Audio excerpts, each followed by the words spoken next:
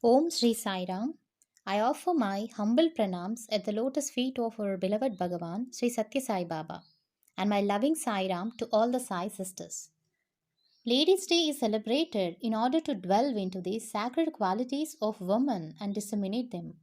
A woman is one of the most beautiful phenomena in the world, not to be compared with anything else. The woman is the masterpiece of God. They are more patient and tolerant. Bhagavan delineated woman as very superior in the whole creation, including man. Gayatri is the very source of all Vedas.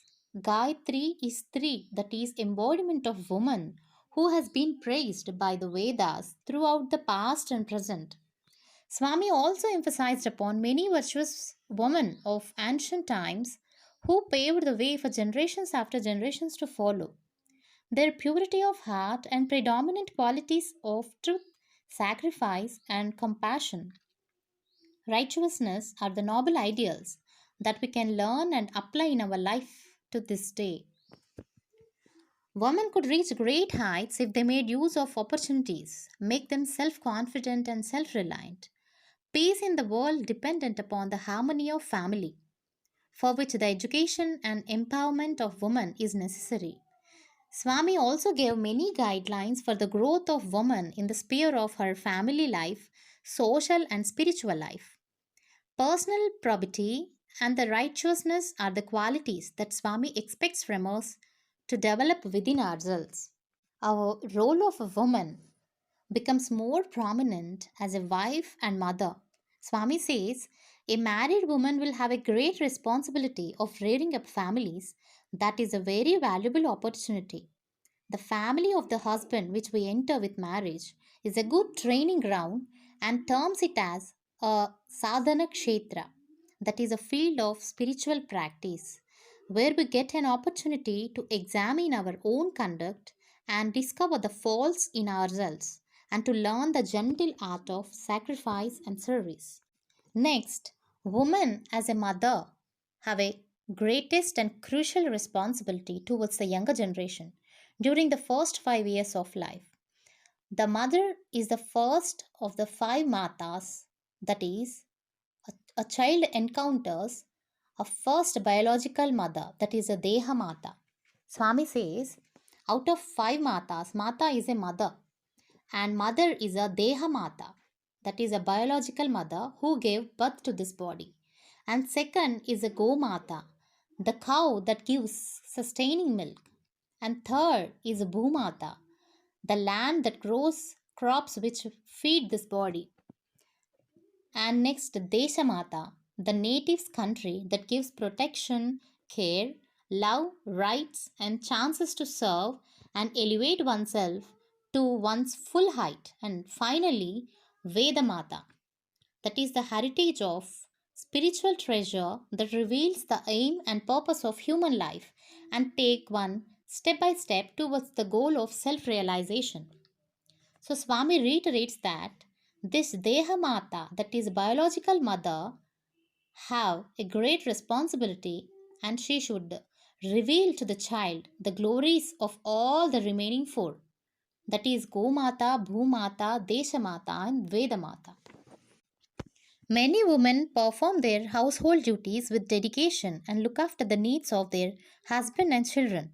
Some of them feel bad that they are not able to participate in spiritual activities like satsang and listening to spiritual talks as they have to spend all their time in the performance of their household duties. But Swami says, what is the great merit that accrues when you take part in spiritual practices when your household duties are neglected? The real sadhana for a woman lies in looking after her children, making her husband happy, keeping the house clean, and leading an ideal family life. Even great sage Valmiki of ancient times described a woman in many ways, said that women are the very embodiment of sweetness. It is a quality of sacrifice in her that makes it sweet. The quality of sacrifice makes her to be known as the embodiment of sacrifice. There is no greater quality than sacrifice. Hence, women should inculcate the ideal qualities of love, compassion, and sacrifice. Women possess a great intense emotional capacity compared to men. Divine and unconditional love emerges out of sensitive and tender heart by which the women are bestowed with. Swami says, love is the highest sattvic quality, compassion is the hallmark of devotee. This is the sensitivity which is the noblest trait that we find in Swami, who pours his infinite, in endless love and compassion upon his devotees. According to yoga philosophy, every person, irrespective of gender, possesses masculine and feminine energies. The male energy is known as Shiva and the female energy is known as Shakti. This union of Shiva and Shakti makes complete balance within ourselves. Male is symbolized by sun and female is symbolized by moon. Feminine side gets expressed through emotions when you move with the flow of life. That is, when you embrace your creative energy.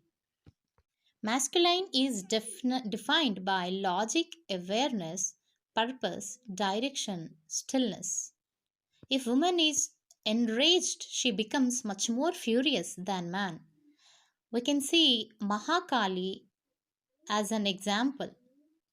If man is shy and reserved, it is his feminine energies. Woman is Prakriti, that is nature. Purusha is energy. Woman is Devi, brilliance. Man is Shiva, the source. Sun is Shiva, light is Shakti. Thus, it is Siva Shakti, intermingled and intertwined. One is the source, Shiva, and expression is Shakti. The Shakti of Shiva is Shankari, Shakti of Vishnu is Vaishnavi, and Brahma is Mahasaraswati. It is a relationship between creator and creation, gold and glitter, moon and moonlight, flower and fragrance. One is the source, other is manifestation. One cannot exist without the other. Both are complementary to each other. So, this sensitivity is a feminine attribute which is the greatest assets of woman. In this account, I would like to share a real time story of a woman which is indeed touching, inspiring, motivating, and that speaks volumes in itself. There was a woman by name Sindhutai. She was born in a poverty stricken village in Maharashtra, India. She never really had any formal education. When she was a little girl and wanted to go to school, her family made her take care of the buffaloes. When she was 9 years old, she was married to a man who was about 30. By the time she was 19, she had three sons and one and was pregnant. A mafia type of person who was exploiting the people of the village was especially forcing the women of the village to work really hard and paying them practically nothing. And everyone was afraid. But Sindhutai told the local collector who was overseeing the police, and that person was stopped from what he was doing. But he was so angry and he went and told Sindhutai's husband a lie. You are such a fool. Your wife is having affairs with so many men. In fact, the child that is within her womb is my child, not yours. If you don't kill the child and kill her, I will kill you. So the husband, the girl's 19 years old, he kicked her in her stomach repeatedly to kill her and the child. She laid unconscious. He thought she was dead. So he dragged her to a cowshed where the whole herd of cows were being kept, thinking that people will feel that cows just trampled her and that's how she died. So she laid there unconscious, and when she woke up, she found that she found one cow standing right above her, protecting her. There were all these buffaloes and oxen and cows walking, and they would have certainly trampled her. But this cow was keeping everything away from her. And even when the in laws came to make sure she was dead, the cow chased them away with their horns. She stood over her. She came to consciousness and gave birth to a baby girl under the cow. And she took up a rock to cut her umbilical cord. And for hours and hours, the cow protected. When Sindhutai, when she got enough strength, she embraced the cow and promised, as you protected me when I was in great need, I will protect others who are in need. It's a long story, but no one would have her back. Her own family rejected her, her biological family, because according to their tradition, once you are married, you can never come back home. A foolish tradition, as many are these days. In order to not be exploited, she was sleeping in a crematorium with her little baby child, and she would collect wheat that people would put around the dead bodies, and she would mix it with water and cook it on the fires of the dead corpse. It became such a depressing life for her. She decided, I don't want my child to live like this. So she was going to commit suicide. She went to a railway track with her child in her arms and laid waiting for the train to crush them. But as she was laying there, she heard someone crying in anguish. So she got up and found an old man who was crying out. He was crippled, he was very, very invalid, and he was crying for some food and water.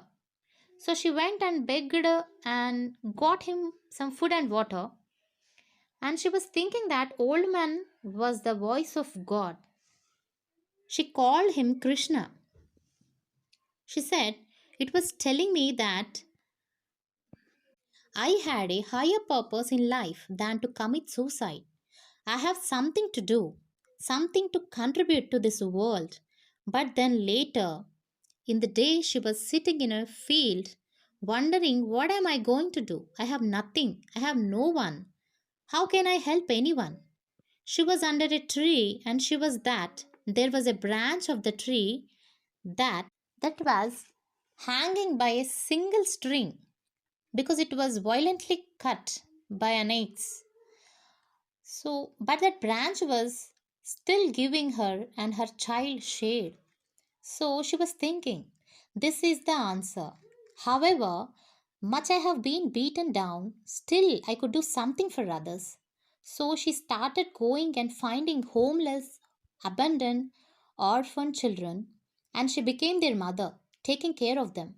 Somehow or other, she learned how to sing really nice, and she begged with her singing, and she provided for them, and somehow or other kept them safe.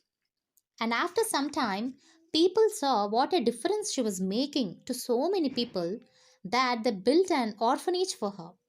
Over the years, she said she has had about 1,500 children, over 1,000 grandchildren, and she's made a tremendous difference in her life. All of her children have a great education. Many are doctors and lawyers and farmers, something she never had. She has won so many awards internationally for her accomplishments, but then she explained what the most meaningful and fulfilling thing she ever did in life. Years after years later, after the President of India gave her awards and governors of states and international awards, this really old man came to her orphanage. She was starving. He was sick. He was homeless. He was asking for shelter. After a few minutes, she recognized that this was her ex husband, the person who tried to murder her maliciously. She said to him, When you left me home, you left me to die. I was homeless in rags. Now you are homeless in rags, and I have a nice place with so many good people. She said the most meaningful thing in her life, which was that she forgave him. And she said, I will give you shelter, but I'm not your wife, I'm your mother. And when people would visit the orphanage, she would introduce that old man as her eldest son. And sometimes he's very naughty. She told the story, it really moved me. And she says that the baby who was born under the cow, she is now a medical doctor and she's taking charge of one of her orphanages. And she says, I consider all of my tragedies in my life to have been gifts to empower me, to make a difference to others. She considered it all the grace of God. She said, my life has been a road with many thorns, but I made friends with those thorns, and my life became beautiful. And I could give beauty to so many other people's lives. That's one little example of influence without affluence. The power of compassion is far greater than anything that money can do. Each and every one of us, whoever we are, because everyone is so inherently special, and nothing and no one can take that away from us as long as we are aware to be an instrument of compassion. An instrument of grace is the true influence beyond affluence. The greatest lesson from the Sindhu Thai story that we can draw that what we give, you receive. And forgiveness and forbearance, compassion always pays, and God protects them who is pure by heart. This is what our Swami expects from us to develop within ourselves. Let's try to imbibe and inculcate these virtues always and stand to the expectations of our beloved Swami. Sai Ram.